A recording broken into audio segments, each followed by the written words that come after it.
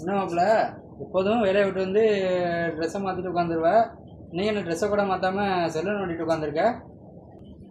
அது ஒன்றும் இல்லாமப்பில் காலையிலேருந்து ஒரே ஊர் ஞாபகமாகவே இருக்குது, ஃபேமிலி ஞாபகமாகவே.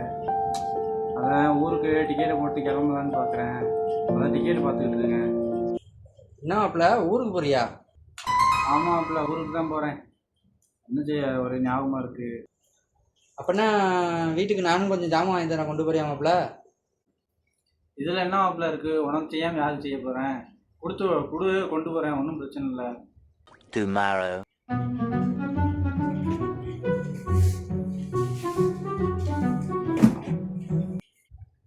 என்ன மாப்பிள்ள பெட்டியோட வரைய, என்ன கதை?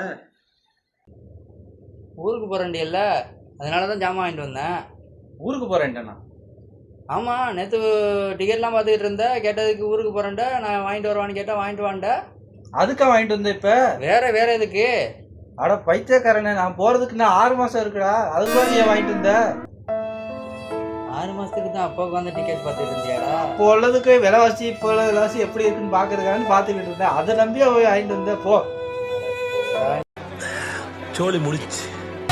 மறக்காம சர்ப்ரைஸ் பண்ணுங்க. தேங்க்யூ.